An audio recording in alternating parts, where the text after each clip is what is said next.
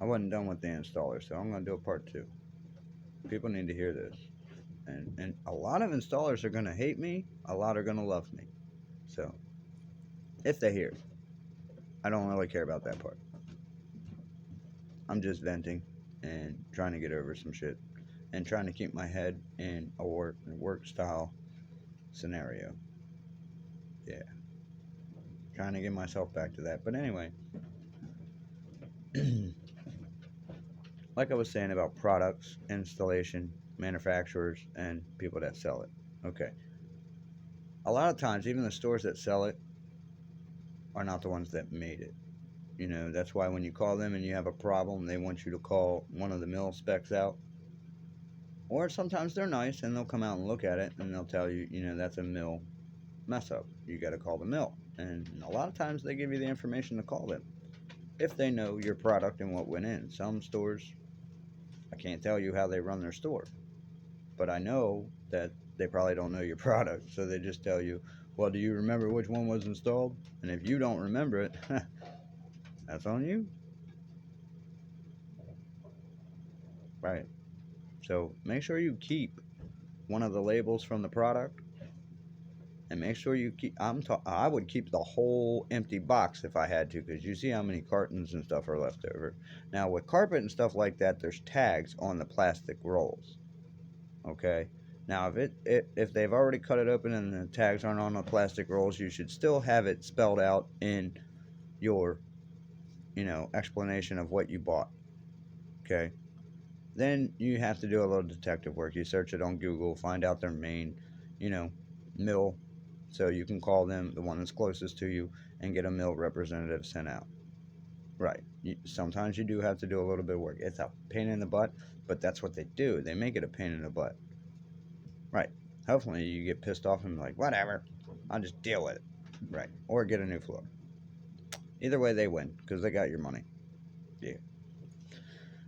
Um, the labor part of a job, especially if it's a mill defect or something like that, isn't ever paid back. You're only reimbursed for the material. You have to repay the labor again if the mill's, material messes up and it's a mill defect. Yeah, you can't shortchange the installer. That poor guy works his butt off. Now I see people get upset because they put out a lot of money in and something mess up and they don't know who to blame. Hmm.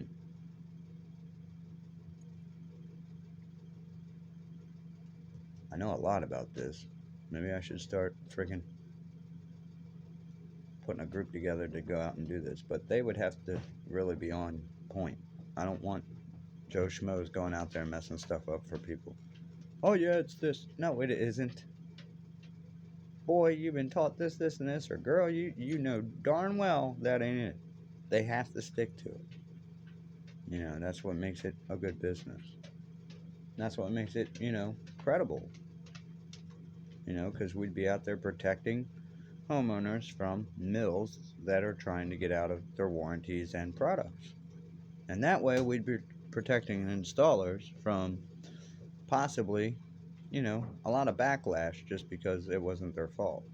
Because, trust me, when you don't know whose fault it is, you'll attack them all. Or, not really. I don't want to say attack, but you'll let them all know. Because you're pissed. You spend a lot of money and a lot of time, and home improvements are, oh, I mean, they are really, really trying. Not all the time. Sometimes they go pretty smooth, and you're like, wow, that went good because of the way it was set up to go. And that, right product was used, things were done on time, things like that. Now, you don't always get that. You want that, but you don't always get that. And if you have a good installer, even though he's like, it's fine, he's working his butt off to make up that time. If he can. Trust me, he is. Because it's costing him money. Not just because of the money. A lot of good installers don't like seeing their customers upset. They don't. Nope. They want to see them very happy with their job. hmm That's what makes the business grow. And that's what makes all that work worth it. Yeah. Y'all can say what you want. My work's there. I was the one doing it. Hum hum. The one with my uncle and my two nephews on the job. You see what they're doing. They ain't working. Well, they did do, carrying some stuff out and things like that, but it was cut up real small, and I didn't kill them with it. Yeah. Now there was bigger ones that I took out. They weren't the only ones running those out. So was I. Yeah. Keeps the job moving. Gets it done quicker. Right. Anyway, the one that wasn't doing much was my Uncle John, but the man was 40 some years old at the time. Right. I wouldn't even let him carry the toolbox. I called it a treasure chest for a reason.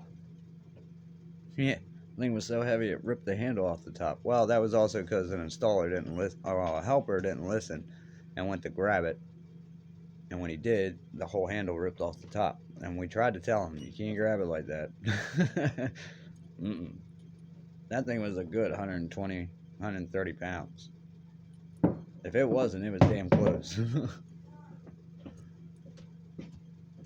You think I'm kidding? Oh, yes, it was.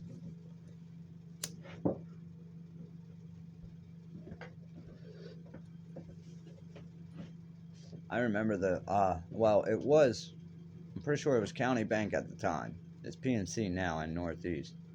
Me and Uncle John were stripping it and putting new carpet in the whole thing. And we had a turbo stripper there. And this thing's like 2,500 pounds with all the weights on it. And boy, we had all the weights on it. We had to use a forklift to put it in the van. But we took it all apart and got it out of the van, which my Uncle John bet me. No, I couldn't do it, but boy, I was close. I mean, like that close. Seriously, I wish I had that on video. Even though I didn't get it, man, I was so damn close. And that was good enough for me because that bitch was heavy. Excuse my language.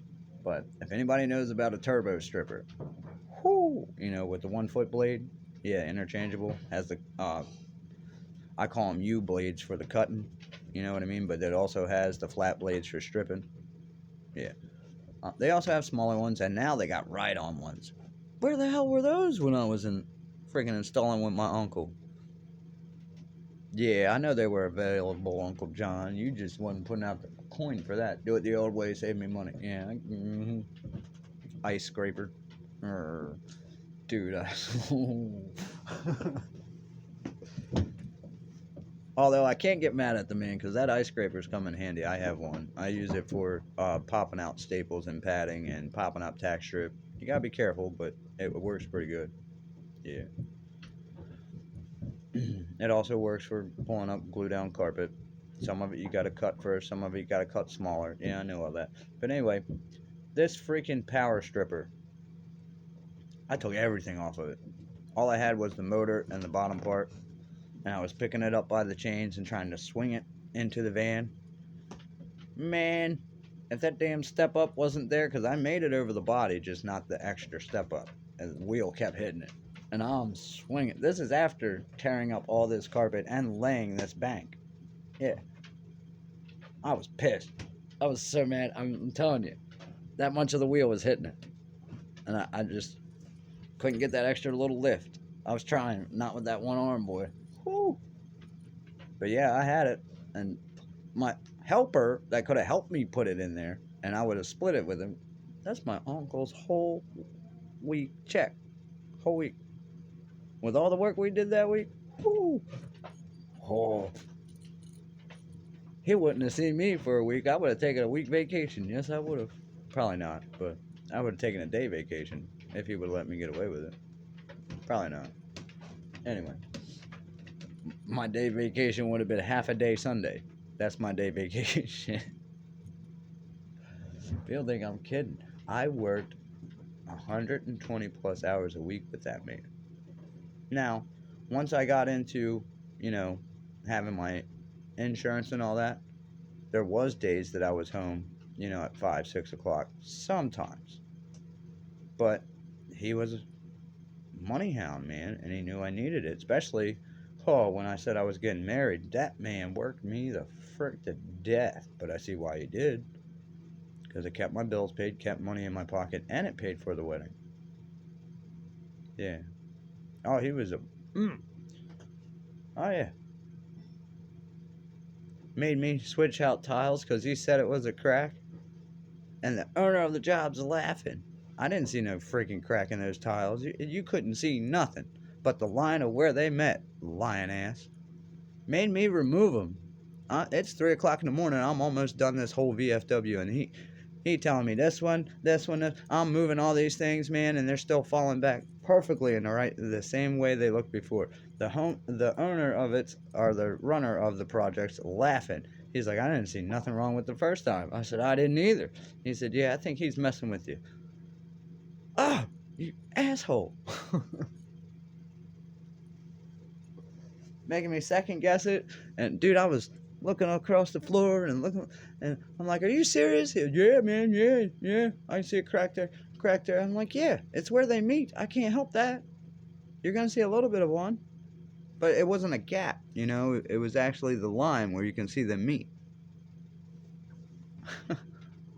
There was no way there was a gap because I would perfectly fit it in the L before I let it touch the glue, and I would hold it up against that edge all the way down, and then I would run my hands to push it back up against it before I set it in the glue. So I know damn well they were tight.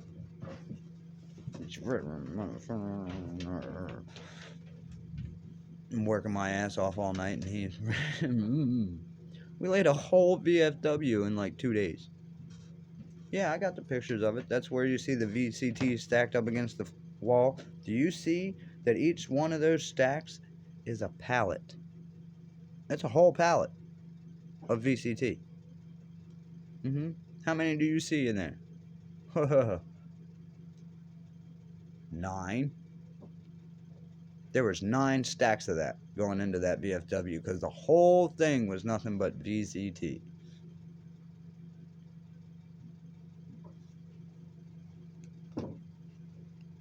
Tell me I didn't work. Tell me. I've worked with a cut in my leg, and oh well, you said you were. Don't even. I was nailing this. It was a vinyl tile job. You know, pretty much like Duraceramic. You know, I don't know if they know what I'm talking about, but it's a vinyl tile and you grout it in, and you glue it. You know, you glue it, set it, and then you can grout it. Well, I was cutting them, and my uncle, well, you know, you can cut them better if you do this. And what he showed me, I'm looking at it. You know, he didn't actually do it. He just put the knife in his hand and showed me the direction. And I'm like, yeah, no, that's against the rule of keeping the path out of the blade of whatever, or, you know, your fingers and all that out of the path of that blade. Well, no, it works good. Uncle John, I know I'm going to get hurt. I'm going to try it, but I know you're setting me up to get hurt. Oh, and he did. I punched myself in the leg with a razor blade. Slipped off the tile, punched myself in the leg. Oh, yeah, had a big ass knife wound. I took a 2-hour break just to piss him off. Yes, I did. Remember that smoke break, Uncle John? Yeah, I was sitting right in front of you. He kept laughing every time. Fucker. I taped that bitch up and went right back to working all week. Yeah. Fuck out of here.